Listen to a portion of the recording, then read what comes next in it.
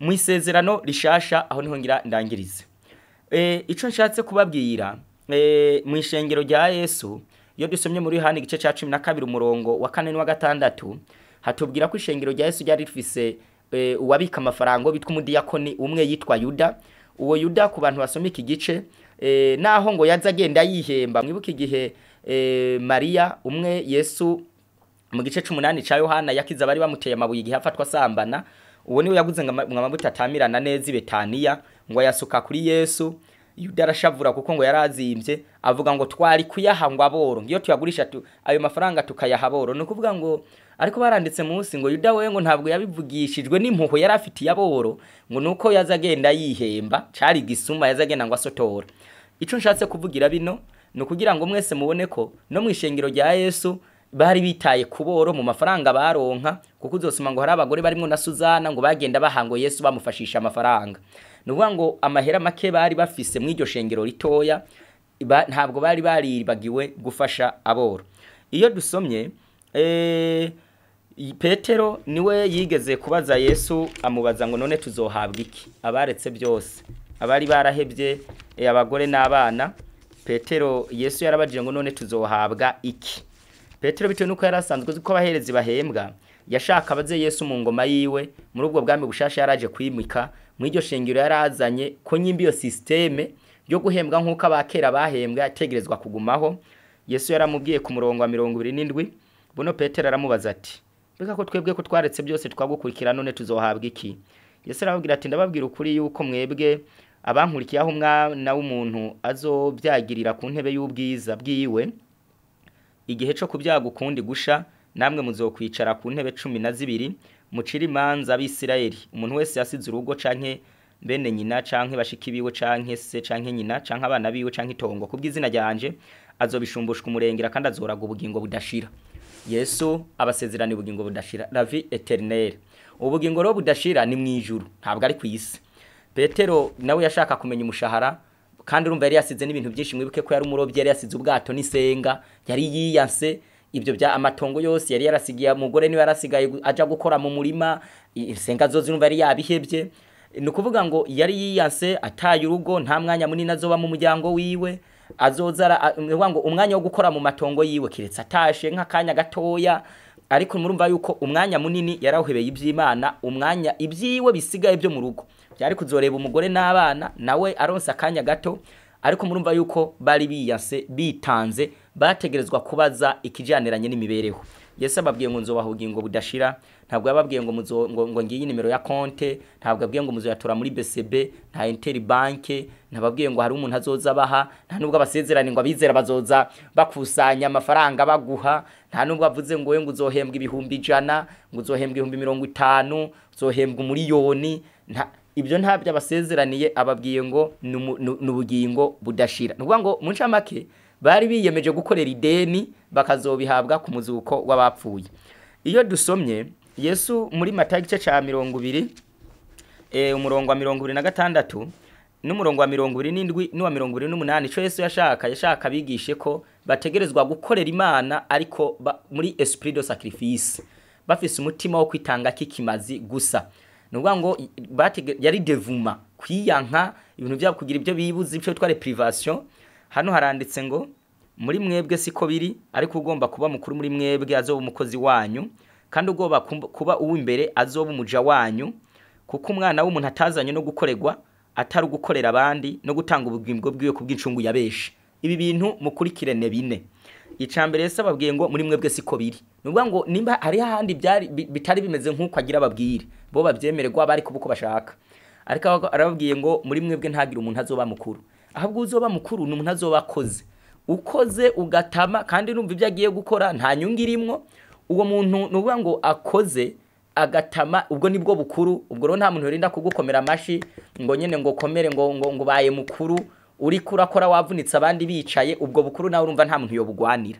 Ubwo nibwo bukuru bwategezwa kuba mu ngoma y'Imana, ubukuru bwo gukorera abandi n'umutima ubikunze udahiga n'inyungu, ariko kandi uzohembwa ku muzuko w'abapfuye. Ikindi naco baranditse ijambo ritubwira ngo kuko ngo umuntu ashaka kuba uw'imbere aranditse ngo kuko ushaka kuba uw'imbere azoba umuja rero n'umuyaya n'umuboyi bamwe b'abayaya barira abana ni kuvuga ngo umuja umwe wa nyuma umwe inabuja guma avuga ati kadogo nzanira amazi no nyoza naha ku birenge uyo iyo mibereho y'umuja niyo bari bavuze hano ngo niyo bari bavuze ngo umuntu ashaka gukorera Imana nagira iyo mibereho. Hirya haranditse ngo kuko umwana w'umuntu uwo niwe Yesu ntabwo ngo yari yaje gukorerwa ahubwo yari yaje gukorera abandi kubera incungu ya benshi. Aba bantu rero bagira bemere gukurikira Yesu bari bemeye gukorera Yesu agira ashireho Yesu urufatiro gushengero ry'intumwa rimwe ryo muza musoma mu byakozwe n'intumwa ari ryo shengero ryagiye riza ribandanya gushika muri iki gihe ritezwa kongera kugaruka abantu bakora nk'iryo. Nukuvuga ngo wemera kwitanga yaba bajya ba Timoteyo babaruna ba Apolo bose ba Paulo n'abandi bose ba Petero n'abajya bose muza mwumva ba Stefano barabadiyakoni bambe bantuze ba Filipo barabadiyakoni na Stefano umwe batera amabuye bategerezwa gukora bazi ngo nugukorera abandi nta gukoregwa. Nukuvuga ngo iyo umuntu agiye mu by'Imana agashaka ngo yicare abo umwami mumpe nibi nabiriye agashaka kuba umuntu w'umwami ameze nk'ikintu cy'Imana kiteretse hajya ntakorera abandi wabamaze kuzimira inzira bategerezwa gukorera ico bitwa servir batezwa ko ba serviteur ariko ntibakoregwe bo bagakorera ariko badakoregwa bro byaracuramye ubu muri no minsi abiki gihe bashaka bakoregwe ntibakorera abandi kubera incungu yabo. Nukuvuga ngo bategerezwa kuba abantu bemera gutama bakiyanka bakagira imibereho izimbye bagakoresha ubwenge bwabo bakabaho badahembwa nta nyungu ariko kugira abandi bashobore kuzoronka incungu bashobore kuzokira. Ibyo Yesu rero dusomye muri Bibiliya muri Matayo 16:24 Yesu yavuze ngo ushaka kunkurikira yiyanye. Nukuvuga ngo icambere cyasabwa condition ya mbere yo gukurikira Yesu kwari kubanza ukiyanka ngo ukikorera umusaraba wawe ukamukurikira. Nukuvuga ngo ibyaha byawe ukamenya ko Yesu arazo bigutura uko niko ico nico cambere cyasabwa kugira ngo Yesu umubere umukozi. Yesu mbere yo kurera duga mu ijuru yasize ishengero ry'intumwa ryarimwe ba Petero n'abandi na ba Yohana n'abandi bose za ntumwa 11 bito nuko imwe yamuguze.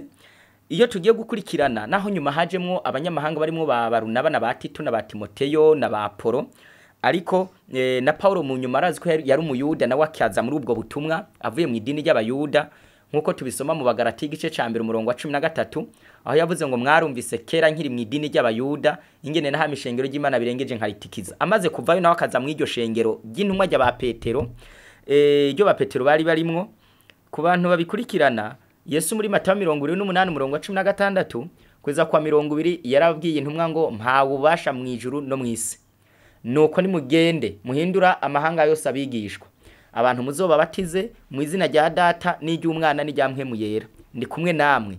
Arababwira ngo muze mwigishe ibyo nabageze mu bintu bijaniranye no kwigisha nta kurema izindi nyigisho ahubwo ategerezwa gukora ico bitwa repetition kwari kuvuga ibyo Yesu yavuze ukabibwira abantu nabundi uzanye yindi nyigisho wabuzimiye.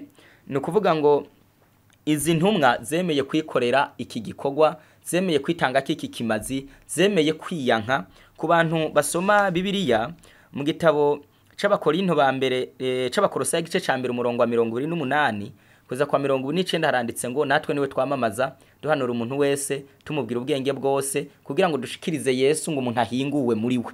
Nukuvuga ngo icabatamisha cyari kibaraje ishinga ico bumva bakeneye kwari gutuma abagabo n'abagore n'abana n'abatamakazi bari mu isi yose bahingurwa bakaba bakristo. Ibyo nivyo byabatamisha nibi wari umunezero wabo ariko ibyo mu kubikora ntibahiga inyungu.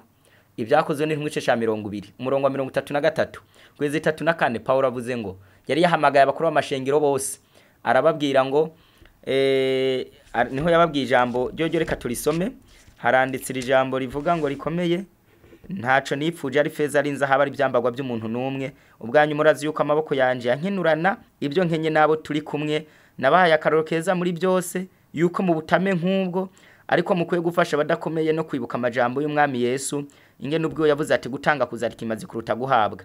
Nukuvuga ngo ibavuga akoresha amaboko biri mu byakozwe no mu gice ca 18 umurongo wa 3 aho Paulo yashona mahema yajisha mahema kugira ashobore kubaho ariko akora ikorinto. Ico nshatse kubabwira ni giki Paulo avuze ati ntaco nipfuje bakora badahiga inyungu mu bantu. Bugiye ukora umuntu muhigamwe inyungu mubwira ibinyoma nta nubwo ubumukunda ntunamubwira byose kuko ubutinya hariho n'ibyaha umuhebera. Niyo mpamvu uzosanga mu mashengero menshi umuntu agafata ugasanga umuntu imishatsi yarayihinduye, ntiyavutse afise y'abazungu, yarafashe arayihindura arayikwega, bigenda birekera iyo hepfo ntibavuga ko yashizemwe amaproduit yica ubwonko, yarapfapfanye ntibakorako kuko niwazana ibigira 10 byinshi. Baragenda ugasanga umuntu yari yitukuje yari yiyambiza akora ibyo ibyo ari making up, nuvuga ngo arakora maquillage, nta kuvuga ko niwazana ibifaranga byinshi. Umugabo niwe afise ikibotike kidandaza za whisky n'inzoga na za bieri, ntibavuga ko niwazana byinshi, hageze kwitanga niwazana ibiriyoni byinshi. Ugasanga umugore yambara ipantaro yari itukuje iminwa yaragize yabaye nk'agashushanyo, nta kuvuga ko nibo bazana menshi. Ibintu uvuga ngo ibi byaha ubona abantu batakivuga, abandi bakabemera ngo ngwaduke girante ibyaha. Abantu basanga amashengero menshi usanga baroroye ibyaha nkaho umenga n'umurima wabyo, kuko iyo umuntu muhigamwe inyungu uragabanya, bisaba ugabanye kugira ntumubangamire. Nuko bigenda. Ikindi naco mu gitabo c'abakorinto ba mbere cete ca mbere Paulo yandikiye abakorinto igice ni ca 4 izi ntumwa umurongo w'9 haranditse ngo kuko niyumvira yuko twebwe intumwa turi Imana yatwerekanye nk'abari hanyuma y'abantu bose, nk'abagerewe kwicwa no kwikubitwa, kuko twacitse akabarore mw'isi ku bamarayika no ku bantu. Twebwe turi ibipfuko bwa Kristo, mwehe muri abanyabwenge muri Kristo, turabanyantege nke ariko mwe muri abanyenkomezi. Gushitsa n'ubu twishwe n'inzara n'inyota. Bari abantu bicwa n'inzara n'inyota. Ibi bintu byo gukorera Imana muri no mizo kamenga ni business, ni urudandazwa, kamenga ni boutique, kagira ngo ni industry yugurujwe ikora ibintu. Abantu muri no misi barakwiye kongera kumenya ko hatezwa kugaruka umutima ari mu ntumwa za kera, hakagaruka ishengero ry'intumwa, hakagaruka ababwa bakora nka ba Petero, bakoze nka ba Ruteri, bakoze nka ba Cliff na ba Huse na ba Uriya mu mirere mu binyeje na byaheze badahiga inyungu mu bantu.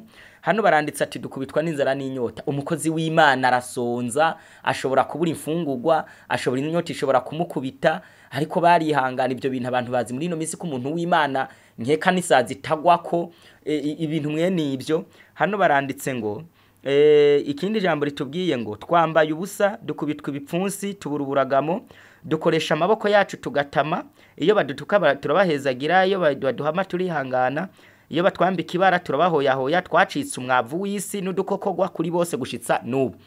Abantu bari kandi Paulo uyu yari yaranize n'ibishure byinshi ntagire n'uwihenda ngo afise diplome. Bari barize, harimwe bari barize na baruka murazi ko baraba docteur, bari barize c'est des docteurs a médecine. Ico nshatse kubabwira iyo medicine yaba ari somatique imwe kuri ba Hippocrate babandi babagiriki. Ico nshatse kubabwira aba bagabo bari baritanze, bakoresha amaboko yabo bakakoresha ubwenge bwabo, kuko umuntu adashoboye kwitunga nta nubwo ashoboye no gukorera Imana. Kuko ba Petero bavuze ngo twe twasize ibi, bari bafise amatongo bafise ibyo basize. Ibyo rero batezwa guhiga uburyo bakoresha amaboko yabo bakanakora n'igikorwa c'Imana kandi badasabye n'inyungu. Ico nshatse kuvuga muri bino mu gitabo c'abakorinto icete Paulo yandikiye abakorinto icete ca 2 ni gice ni ca 4 umurongo dusomye mu gice murantunga n'igice ca 12 nahanditse ku murongo wa 14 ijambo ngo niteguye kuzi wanyu ubugira gatatu, sinzobabera ikirusha kuko atari byanyu ndondera ariko nimwe bw'ubwanyu ndondera. Aba bagabo barondera abantu ntibarondera inyungu. 15 kubwanje nzonezererwa cyane no gutanga ibyanje no kwitanga gose nitangira ubugingo bwanyu. Nuvuga ngo ba Paulo nabo baratanga ibyabo, hageze gutanga babifise barabitanga, noneho bakanitanga no gukiza abandi. Rero ico nshatse kubereka ntabwo ari ibyo abantu bahiga. Ico nshatse kubabwira iyo dusomye impamvu ibi byategerezwa byabaye gucya, nuko Yesu amaze gupfa ku musaraba abaherezi bari bavuyeho. Nibyo muzosoma mu Baheburayo ngo iyo ubuherezi buhindutse n'ibyagezwe nabyo birahinduka. Nuvuga ngo kera abarira ku gicaniro bagiye ibimazi, Yesu amaze gupfa ibyo byari bivuyeho, ibimazi byo mu mubiri bivuyeho, amaraso y'ibikoko avuyeho, umuherezi wo mu mubiri avuyeho, ibyo bintu byose byari bivuyeho. Yesu yibere muherezi mukuru, ntabwo ibintu ntabwo ibwira 10 byatezwa kujya abaherezi, byatezwa gusigara bibaye ibya Yesu n'umurimo wiwe. Yesu rero yavuze ngo aboro muzokwamana, abo nibo batezwa gusigara babijya n'umurimo, bigafasha n'umurimo w'Imana. Ibyo ayo mashikano ibyo bintu byose uko niko gahunda yategerezwa kumera, kuko nta muntu nyimba Yesu apfuye abaherezi bakava ku gikorwa nta muherezi akiriho wo mu mubiri. Umuntu yakuwe ku gikorwa nta manda yiwe iheze ntabwo ashobora kugaruka ngo ahembeshe amafaranga kandi nta gikorwa kiri kubwo n'ubusuma bumwe butagira izina. Kuko igikorwa cyo mu ihema ry'ibonaniro caraheze, kimwe catumye Imana ihera abarewi kujya kubigira 10 n'amashikanwa nkuko biri mu guharura igice ca 18 umurongo wa 22 hano ico nshatse kubabwira mu cete ca kabiri Paulo yandikiye abakorinto igice ca 11 haranditse aya majambo avuga guhera ku murongo wa 24 abayudi ibihe bitanu bankubise ibimoko 39 ibihe bitatu nakubiswe ingage igihe kimwe natewe amabuye ibihe bitatu ubwato bwaramenyekane naraye mwidambanirirwamwo nari mu ngendo keshi mwirinde ry'inzuzi mwirinde ry'abambuzi mwirinde ry'ubwoko bwacu mwirinde ry'abanyamahanga no mwirinde ryo mu bisagara no mwirinde ryo mu bugaragwa mwirinde ryo mu kiyaga mwirinde ryo mu bigira bene data mu butame no mu bucumukure ndara amaso kenshi ngira inzara n'inyota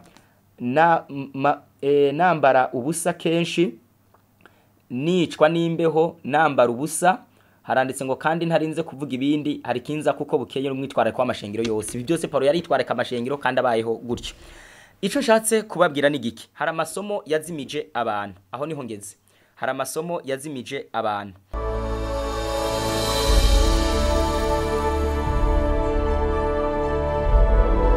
Mucete cha kabiri Petero yanditse yerekanye yuko Paulo inyandiko ziwe yanditse hari abantu zizozimiza bitewe nuko Paulo yakoreye kenshi mu bihugu by'ubugiriki kandi Paulo yari zi filozofi cyane kubasoma igitabo cy'ibyakozwe n'intumwa gice ca 24 ku mirongo ya 20 na rimwe n'ibiri na kabiri gutyo musoma y'abantu bitwa abaepikire n'abastoicie abaepikire n'abastoicie kubiga literature kubiga literature française muzosanga bari aba filozofe babayeho kwera kera bitewe nuko Paulo nukuvuga ngo yavuga ubutumwa muri ibyo bihugu bimwe abantu bigira abanyabwenge cyane nawe yakoresha imvugo zihanitse niyo mpamvu abantu usanga barazizimiriyemo.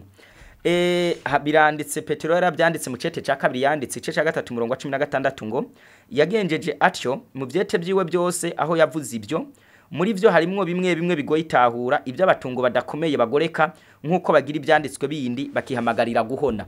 Abantu b'abatungo badakomeye mu byanditswe badasesengura neza Petero yasanze inyandiko ziwe za Paulo abantu benshi bazozihoneramwo nkuko bazihoneyemwo mu gihe c'intumwa bakazimira kandi ari inyandiko bitewe no kutazumva neza. Izo nyandiko turabaha zibiri muri zo turabaha zitatu. Iya mbere niyo yandikiye abakorinto mu cete ca mbere Paulo yandikiye abakorinto igice c'9 umurongo nuwa 10 na rimwe nuwa kweza kwa 14 harantse ngo mbega ko twababivye mw'ivy'imwemu none ibikorwa none ibikomeye ko none nibikomeye ko two kwimbura ivyanyu by'umubiri. Ico ni kimwe aba pastor ati burya duhawe kwimbura ivy'umubiri twabivye ivy'imwemu dufise mission yo kwimbura ivy'umubiri. Iryo ni ryambere. Irya kabiri abandi haranditse ku murongo wa 13 ntimuzi yuko abakora ibikorwa by'ibyera baje iby'urusengero kandi nabakora iby'igicaniro bagasangira n'igicaniro kandi n'umwami wacu niko yageze ko bavuga ubutumwa bwiza batungwa n'ubutumwa tubugihe irisha hiziritse abandi ngo ukora mwibarabara gibarabara ngo ukora muri biragibiro ngo ukora mu bantu jya mu bantu ukora mu rusengero ry'urusengero. Nukuvuga ngo aya masomo Paulo avuze kimwe n'ayandi muzosoma yabwiye Timoteyo ngo menye yuko ngo watanguye kubiba ngo ari watangura kujya ngo uramenye ngivyo ndakubwiye aya ari mu masomo azimije abantu. Iki kintu Paulo yaravuze ibi bintu byose yaravuze byari ibiki? Ibi Paulo avuze ngo niko n'umwami wacu Yesu yageze. Ese Yesu yageze iki? Yageze ko bahembwa ngaye n'ibihumbi 500 bazoreba diplome ya theology bazoreba ko wize kaminuza bazoreba ko ufise amashuri 7 gusa. Yesu yavuze iki? Iyo ababohembwe nkuko abantu Yesu yavuze kuko Paulo agira yerekane ibi bavuze ni byandi by'abaherezi ngo bakora ku gicaniro baje iby'igicaniro n'ibindi. Hano rero Yesu yavuze iki? Muri Luka igice ni 10 umurongo w'indwi niho handitse ibyo Yesu yavuze. Bantu b'Imana muduteze amatwi Luka igice c'10 umurongo w'indwi ni Yesu atuma intumwa yazibwiye ngo kandi iyo nzu nyene muze muyigumemwo mujya munywa ibyo babahaye kuko umukozi akwiriye ingero yiwe kandi ntimurigende murarabuza. Nukuvuga ngo umuntu agiye kuvuga ubutumwa nk'akarojewe ngiye kuvuga ubutumwa muri Amerika. Aho muri Amerika nta mamariyo canke tugiye mu gihugu nta mamariyo nta papa nta n'umudamu wanje ariyo ko umudamu wanje aba mu Burundi ngiyeyo aho hantu nyimba nk'ubu ngiye kubwiriza nkagera ku muhana w'umuntu nk'ubu ngiye kumubwira ubutumwa uwo muntu by'ukuri naho umuntu yoba yimana ntiyorira ko umuntu asanze iwe mu rugo nk'umushitsi nuvuga ngo ahantu ugiye kuvuga ubutumwa ubwo rugo winjiyemo warugiye kubabwira ubutumwa ugasanga ibifungurwa birahiye ijambo riratubwiye ngo muze mujye munywe ibyo babahaye kuko umukozi akwiriye ingero iyo bavuze ingero ni igihembo nico bitwa salaire mu gifaransa ho haranditse ngo car l'ouvrier mérite son salaire no kuvuga ngo kuko umukozi akwiriye umushahara wiwe uyu mushahara w'abakozi b'Imana ni fungurwa n'ibinyobwa bihiye ntabwo ari byazotaha nashira umugore nibyo asanze mwiyo nzu bihiye nta nubwo ari byarinda gute kiretse ibizira byo twica umubiri nibindi bitemewe nibyo twe tutajya ariko usanze barariye umukubi sanze barariye umusoma ari bijumbu bigaragara baraye inzara wowe ujye ibyo baguhaye banyoye amazi nayunywa ntabwo giramwe ngo shaka inyama y'intama n'iyinka n'umusoso w'inkoko ngo nca ngo niki kinyobwa ngo n'umuvinyu ibyo bintu byo kuza gutegeka hano baranditse ngo nibyo baguhaye ku mpamvu kuko iyo nzu ugiyemo nta kazi yaguhaye nta offre d'emploi yatanze ngo nkeneye abakozi babwiriza ubutumwa wowe ugiye ahubwo iyo n'intama n'umunyabyaha ugiye kurondera uwo munyabyaha rero ugiye kurondera ntabwo cyo ugenda unamuhigemwe amafaranga Bibiliya ntibyemera hano baranditse ngo ahantu ugiye kuvuga ubutumwa ari hashasha ahantu uzogenda mu rugo rw'umuntu uzogende baguha ibyo kurya n'ibyo kunywa baguhaye ubu byarabaye n'ingeso ku buryo hari habizera baciriritse mu mashengero menshi batinya n'umukozi w'Imana bakumva ntiyoza kubasura kuko batagira inkoko bamuha batagira n'inyama baza kumuha n'ibinyobwa bizimbye ku buryo ubu n'abantu bitwa ngo nabashumba b'amashengero bagenderera mu ngo z'abatunzi z'abakene ntibazijamwe kuko bataronka ibinyobwa byiza ico nico Paulo yaravuze ngo Yesu niko yageze ngo abavuga ubutumwa bwiza batungwa n'ubutumwa by'ukuri Yesu yarasezeranye umushahara w'ifungurwa zihiye n'ibinyobwa byahugiye kubwiriza bazo umuntu abiguhaye uwo n'umushahara irindi somo ryisha abantu ni mu Bafilipi igice cya 4 umurongo wa 16 n'uwa 18 nahatubwira ngo Epafrodito ayareka shimbambe Epafrodito yarungitswe n'ishengero ry'Ifilipi bagenda bamurungikana ibyo kujya agiye gusura Paulo mu Roma aha ku bantu babikurikirana muri kice cya 4 uhereye ku murongo wa 16 n'uwa 18 haranditse ngo kuko ni Tesalonike naho mwandungikiye ibyo kumara ubukene si rimwe si kabiri kose suko ndondera ingabire ariko ndondera imbuto zigwiririkanya amaronko yanyu ariko mfise ibinkuye byose mfise umurengera ndahaze kuko mpawe na Epafrodito ibyo mwarungitse ubwanje nibindi byinshi no kuvuga ngo iri ryari shengero ry'Ifilipi Paulo yari yagiye gukora igikorwa c'Imana ahantu yagikorera ntange yari afise ibyo shengero riremewe gufata mu butunzi bw'ishengero cyangwa ubundi bwitange bw'abizera bagakusanya ifungurwa uwo muntu bakamugaburira agiye kubwiriza ubutumwa mu kindi gihugu indya zibuze ibyo biremewe kugaburira umuntu ariko si umushahara wo ku kwezi mu mudamu wiwe ntabyo azoronkako no kuvuga ngo abana biwe ntibazobyambaramwo ntibazobyigamwo nta parasera zobiguramwo nta nibyo atahana nibyo aririye kwico gikorwa ibyo biremewe umuntu avuze ubutumwa akabuvugira mu gisagara kirimo ishengero riramugaburira kuko ni wabo nabo barajya kiretse ibyo nta nubwo birinda no kubusenga nta muntu mufadikanije kuja mu hijuru worira ko ibyo biremewe biranditse ico nshatse kubabwira mu ncamake nuko mu gitabo Paulo Petero yanditse igice ca mbere umurongo w'icenda handitse undi murongo uzimije abantu handitse ngo turi hangagera dukoranije kuba abami n'abaherezi abantu benshi uzama ngo ngo ntumva ko turabamwe n'abaherezi ngo abaherezi kera ntibajya ngo ntibajya ngo kubigira 10 n'amashikanwa ku bantu babikurikirana mu gitabo c'Abaheburayo igice ca 13 baranditse ku murongo wa 15 ngo twebwe dufise ibimazi dutanga ariko bitameze nka bya bindi nahanditse ku murongo wa 15 nuko na ntajyo twame duha Imana ikimazi cyo gukenguruka tubiheshwa n'uyo nico mbuto z'iminwe ishime izina ryayo kugira neza no kugira ubuntu ntimukabyibagire kuko ibimazi bimeze bityo ari by'Imana ishima kugira ubuntu guha umuntu agowe kumufasha kugaburira abantu kambi ku muntu ugashima Imana ibyo nabyo nibyo bimazi nibyo twebwe dutanga mu ngoma y'Imana muri ubu bwami bwa Yesu muri rishe no kuvuga ngo Yesu amaze kubikimazi twebwe dusigara dutanga ibimazi byo gushimisha Imana gufasha abantu ibyo nibyo bimazi nibyo bavuze muri Petero ngo turabami n'abaherezi ntabwo bavuze ngo turabami n'abaherezi tuba tubango kuza kujya bya bintu ngo tusubire muri ancien systeme ibyo ntabwo byemewe noneho ico nshatse kubabwira hari ivyitondegwa bikurikira nshaka kurangirizako. Hari ivyitondegwa bikurikira nshaka kurangirizako. Icambere mu byakozwe n'intumwa igice ca 6 hatubwira abadiyakoni barindwi. Nukanga abadiyakoni nibo bajejwe kubikwa ubutunzi bw'ishengero. Muzosoma ngo abapfakazi ngo barabura ngo muri ico gice handetse ngo abapfakazi ngo barabura abantu babagaburira ba Paulo bigasaba ba Petero bigasaba ngo abari bo bagaburira abantu. Noneho ngo intumwa ziricara zivuga ati ibi bintu sibyo twe ntizoba turagaburira abantu kandi dufise n'igikorwa cyo gukora cyo kubwiriza inosi twiburira. Ngo batora barabwira ati ni mutore muri mwe bw'abantu barindwi bari bafise karakteri zitatu bashimwa buzi ubwenge bafise na mpwemu.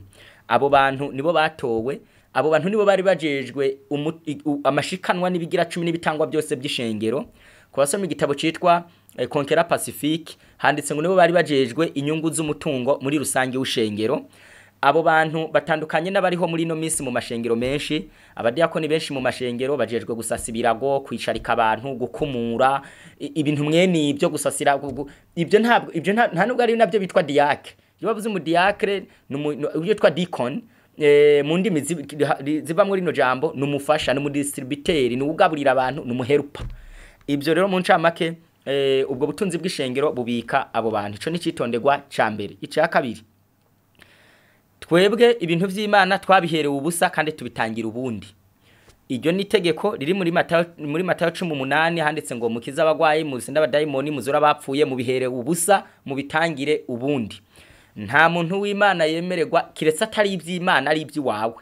Ibintu ari ivy'iwawe ari ivyo mwagiye murumvikana ati wewe na wowe dushinga ibintu vy'iwacu ariko naho mwamwitwaje Bibiliya ugiye kubisabira inyungu abari ivy'iwawe ntabwo abari ivy'abantu. Niyo mpamvu ku bantu basoma Bibiliya Yesu yaje gupfira umunyabyaha yemera kuva mu ijuru kubera urukundo apfira isi kugira ngo turonke inzira y'agakiza. Yesu aduze mu ijuru asigira iyo mission intumwa 12 zemeye kuruha ziratama barazica barafungwa. Muzamo bisoma muri Bibiliya bashaka uwo munyabyaha bamuzanire Yesu nta nyungu bamuhizemo. Na Yesu igihe aza kuturondera nta nyungu yaduhizemo ntavuze ngo uzompa wengo 100 kugira ndagukize. Ico nshatse kubabwira ni giki muri no misi umunyabyaha yamaze kuba umutaye kumusengera na mafaranga. Ndagusengera hari abantu muhura ngo ndagusengere ngo udandaze neza ngo urampa 5 kumusengera na mafaranga. Uwo munyabyaha niwe yirirwa nuko kumubwira ubutumwa na mafaranga. Umunyabyaha ubu hari n'amashengero iyo yanapfuye kumusomera misa nikiziga umubyimba bawutoza k'amafaranga nawo barawujya. Abantu urebye umunyabyaha baramuriye nta mutima bamufitiye nk'uwari muri Yesu wari muri ba Petero na ba Paulo bakora badahiga inyungu none ubu umunyabyaha niwe yabaye umutahe niwe yabaye rasiyo niwe yabaye ibyo kujya niwe yabaye impuzu amashure inzu. Umunyabyaha nuko isi mwononyi muriye hakumushikiriza Yesu. Rero ivy'Imana tubitangira ubusa. Niyo mpamvu ibintu tubashigiza kuri YouTube ntandi ni kuri gusa. Iyo dushaka amafaranga turafise ubwenge turakora ibyacu byo dushoboye tukabaho. Umuntu wese w'Imana ategerezwa kubaho akoresha yiwe maboko n'ubwenge. Ibirenze ibyo akiyumanganya kigumya kuza guhigamwa abantu inyungu. Ngo ndakubwiye karoti ngivura amaso ngo cumpa 5 karoti si yiwanje nabisomye. Ivyo bintu n'urucuruzwa rutagira izina n'ubusuma bumwe bweruye. Noneho ikindi amafaranga bitewe no kuyakunda no guhiga inyungu nibyo byazanye amadini menshi. Muri Matayo 24:4-5 haratubwira ngo hazoza bita Yesu benshi bazimize benshi. Ku murongo wa 11 haranditse ngo hazoza nabigira bavugishwa n'Imana benshi bazimize benshi. Iyo dusomye ibi bintu byose impamvu n'amashengero yagwiriye menshi muri kino gihe haranditse impamvu zibiri. Mu gitabo ca mu cete ca 2 Paulo yandikiye Timoteyo igice ni ca 4 umurongo wa 3 n'wa 4 haranditse ngo nuko ngo abantu bazaba bashaka ibyoroshe. Abantu muri ino minsi bashaka kwizera ibintu byoroshe bitarimwo kuvunika no kwiyanka. Abantu bashaka bagume bameze nk'amagi bagira ubukristo bw'amagi nk'amayaya bagumuko ntibavunike. Niho handitse ngo kuko igihe kizoza abantu batazokwemera kwigisha kuzima kuko amatwa bajya yifuza kumva ibanezereza bazirundaniriza bigisha bahuje no kwifuza kwabo ngo bazozimira bakurikira imigani y'ibinyoma. Abantu bazaba bashaka ibyoroshe ntibavunike. Ikindi mu cete ca 2 Petero yanditse impamvu hazokwaduka amashengero menshi no guhiga inyungu. Haranditse mu cete ca 2 Petero yanditse ica ca 2 umurongo wa 2 kuza kwa 3 ngo kandi ingeso zabo z'isoni nke benshi bazozikurikira, kubw'ibyo inzira y'ukuri bazoyitukisha, kandi ukwipfuza inyungu kwabo kuzobatera kunguka kuri mwebwe bababwiye amajambo y'amaremano. Abantu bazoba bahiga inyungu mu bantu, niyo mpamvu benshi bazoza. Kubasoma igitabo ca Yuda igice ca mbere ku murongo wa 16 ho haranditse ngo bubahira abantu kubaronderamwe amaronko, ngo nibo bazana kwirema ibice, ugasangira idini riri hano irindi hano, niri ntiryuzuye, niri bargiye bagize irindi, niri hakurya ntiryuzuye, kandi bizera kumwe sinyigisho bagoroye, ni ukuvuga ngo ni inyungu. Hano baranditse ngo abo nibo bazana kwirema ibice, niryo gwirirana ry'amadini mubona ryuzuye mu isi. Abantu bahiga ibyubahiro bakabasomera Bibiliya ukagira ngo ashaka uzoje mu ijuru kandi ashaka kukuzimiza. Ico nshatse kuvuga ku bantu ikindi citondegwa, icete ca kabiri Timoteyo, Paulo yandikiye Timoteyo igice ca 3 murongo wa mbere handitse ngo ibibi bizoba mu gihe c'iherezo. Haravuga ngo ari kumenye ko mu misezo hazobihe bigoye, kuko abantu bazabikunda gusa bakunda amahera n'ibindi byaha bishika 19. Amahera muri inosi azoba kundwa. Abantu kubera kuyahiga baremera bagasambana n'ibikoko, bagasambana n'imbwa n'indogo bakubera amafaranga. Abantu baremera bakambara ubusa kubera amafaranga. Abantu baremera bagahimuka kubera amafaranga. Amafaranga babongereza navuga ngo money talks. Amafaranga amaze gutuma inosi imera nk'iyasaze. Abantu baremera bagakura n'ibyo bateshurubwa kubera amafaranga. Ico nshatse kubereka, amafaranga urebye ukuntu akundwa, kuntu ahigwa, kuntu arondegwa, abantu kuyahemukiramwo biroroshe cyane cyane muri bino bintu byo by'Imana, aribyo bisigaye menga ibintu by'Imana byabaye business, bagakura n'ibyo bateshurubwa kubera amafaranga. Ico nshatse kubereka, amafaranga urebye ukuntu akundwa, kuntu ahigwa, kuntu arondegwa, abantu kuyahemukiramwo biroroshe cyane cyane muri bino bintu byo by'Imana, aribyo bisigaye menga ibintu by'Imana byabaye business. Abantu bakora ico bitwa trafic de la grâce, ni gucuruza ubuntu bw'Imana. Ubuntu bw'Imana twaherewe gusa, Yesu yapfuye nta kiguzi, nta mafaranga tumuhaye, ariko abariko babivuga bo babivugira inyungu. Amafaranga yarahanuwe, iyo ni ngorane. Ico nshatse kuvuga, hari amaherezo mabi akurikira, ngira ndababwira ashika n'amaherezo ashikane mabi. Iherezo rya mbere ribi rya mbere ni iherezo ry'abadatanga ibigira 10 n'amashikano. Hari abantu bazi ngo byaravuyeho, abantu babifashe iminenengwe nk'ibintu byoroshe.